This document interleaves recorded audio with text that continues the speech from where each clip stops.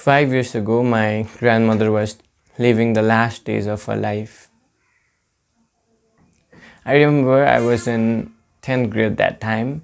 As always, I went to school that day also.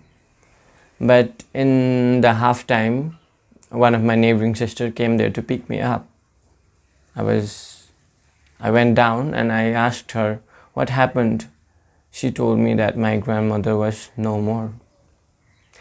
That was the most regretful moments in my life because I couldn't see my grandmother when she was taking last breaths of her life. When I came back home, I saw my grandmother lying lifeless on ground. I didn't cry, I didn't do anything, but I was in a kind of trance. I didn't think anything, I didn't do anything. I was kind of thoughtless and I was moved so much at that time. And that was the moment when I lost somebody so important, somebody so close to my life. Okay, sad things apart, today I'll be saying the story of my grandmother, her wisdom, her knowledge, her teachings, everything with you. So to start up with, my grandmother was born in very affluent families at that time. She was one of the daughters of very high-ranking army official at that time. And to be a daughter of high-ranking army official at that time was very respectful thing in the society. And in her childhood, she didn't face any crisis, she didn't face any economic crisis. She was brought up very nicely and her childhood went very good. And eventually when she got young, she was married to my grandfather.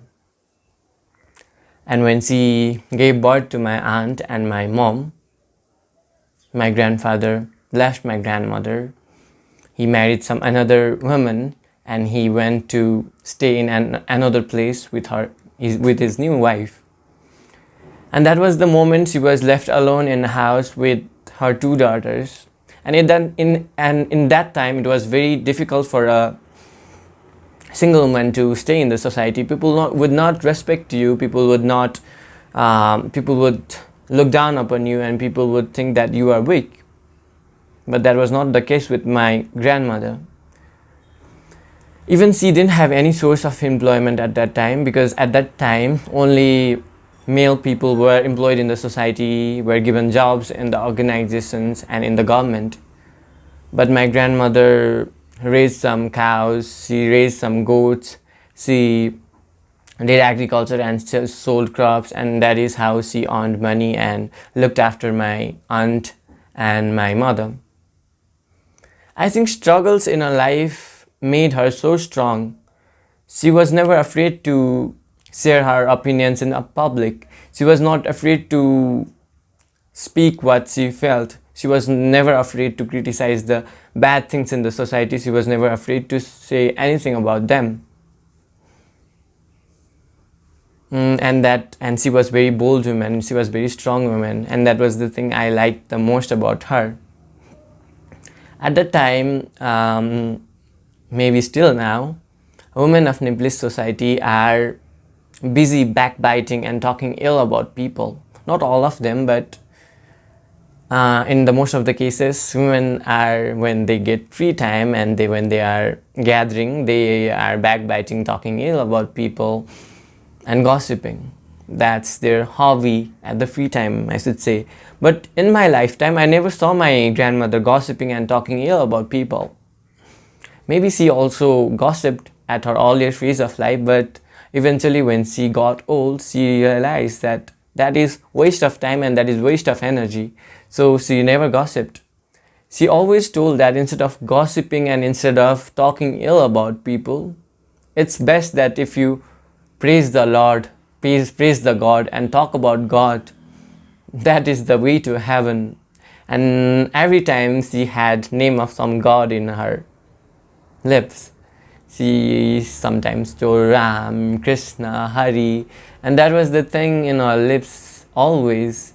She always praised the Lord. And like every grandmother, my grandmother was also a very religious person. She had a vast knowledge of spirituality. And that knowledge of spirituality and that knowledge of religion is the thing which is still guiding my life till now.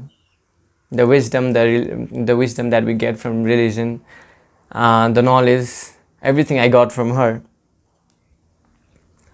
And with being religious, she strongly believed in religious harmony. In the morning she went to temple, and in the night she went to the church, which was just the next building from our house. She came back and told me Jesus was Yesu Bhagwan. And she told me that all the gods are same. All the gods are same, only the way we worship them are different. And in fact, it's very true. Even our spiritual leader, Her Holiness Sri Mataji Nirmala Devi, says, actually religion was beautiful flowers on a beautiful tree. And what we human beings did is that we plucked those flowers, and now we are playing with that dead flowers.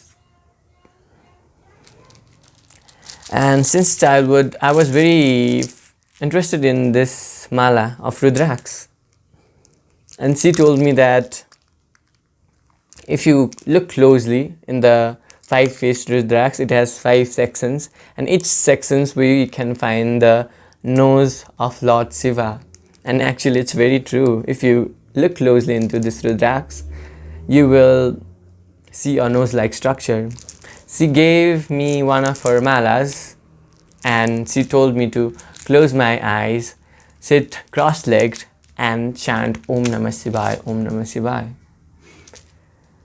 And from there, and since the very early age of my life, I got the knowledge of meditation. That was the thing. And the next thing is, since childhood, my whole family was devotee of goddess Dakshin Kali. And when we always go there at special occasion, at Dasai, and all. One day when I went to that temple, I saw animal sacrifices. The animals like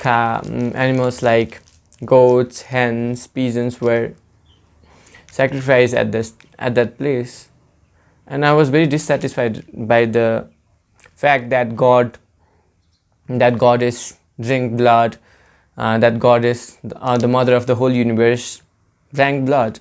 I came back home and asked to my grandmother, how can Mother Goddess drink blood? How can she eat her own children's?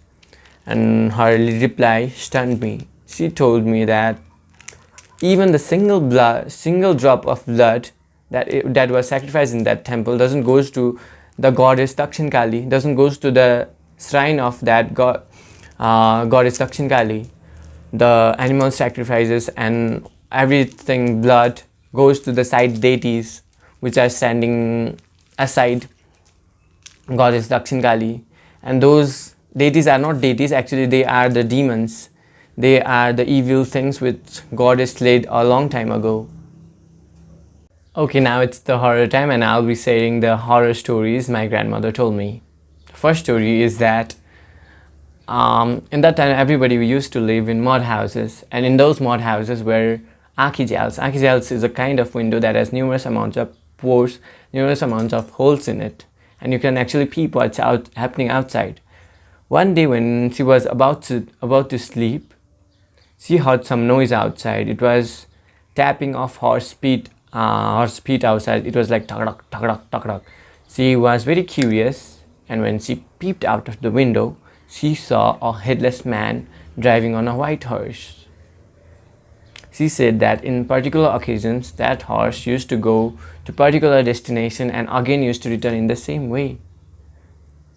And she told that if he saw us, we would get sick. If we saw him, nothing would happen. And if by any chance we get to share an eye contact, we would die on the spot, vomiting blood. I live nearby and in the same place, but we don't see any kind of those spirits. It doesn't exist anymore. And the next story is that of Kichkanya. Kichkanya are the female ghosts who died untimely. Actually, one of the men in our villages was coming back from his job, and it was very late night. And when he was walking to his home, a beautiful woman riding on a white horse appeared before him. She told that, "Hey mister, where are you going?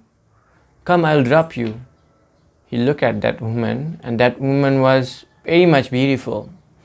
And he was very much enamored by her beauty, and without saying anything, he climbed on that horse. That Kichkanya took that man to somewhere in the cliffs, and she dropped that man from the cliffs. That man was very much injured. His backbone was very much damaged, and when he was brought back to home, he shared that story, and he died in 3 days actually. He died in 3 days. And the next story is of a tall ghost. Actually, my grandmother didn't saw that ghost, but she told the people of villages saw him in some occasions in midnight. Actually, that ghost would appear on the way, and he called the people by their name. And whenever we look at him, he is very tall, so whenever we look up, he grows even more taller. And whenever we look even more up, then he grows to infinity, and we can't see him. And actually, that ghost chases the person, and if he get caught of that person, then that person would die. And that were some horror stories. And more than a grandmother, she was like a friend to me. She was my best friend. Actually, we used to talk for hours together. We used to watch TV together. We used to cook together. We used to go to places together. And she, in spite of being old woman, she was not boring. She was very interesting woman, and she used to go well with every age categories she used to meet with. And she was very concerned about my studies, and she was very concerned about my schooling. So occasionally she used to visit my school and ask to my principal ma'am how was my studies going on. Actually, at that time I was very wise child, so my principal ma'am used to praise me, and she would come back home feeling very happy, proud, and relieved. At the end, I would like to say that old people are the charm of your house, and you have to grab every drop of wisdom and knowledge from them. And your grandparents will not stay with you forever. They will be only there for a short period of time. And in that short period of time, you have to respect them so much, you have to love them so much, and do everything that will make them happy. And those people who have their grandparents till now are very lucky. Thank you so much for watching till the end. I love you, and may God bless you. And don't forget to like my video and subscribe to my channel. Thank you for watching.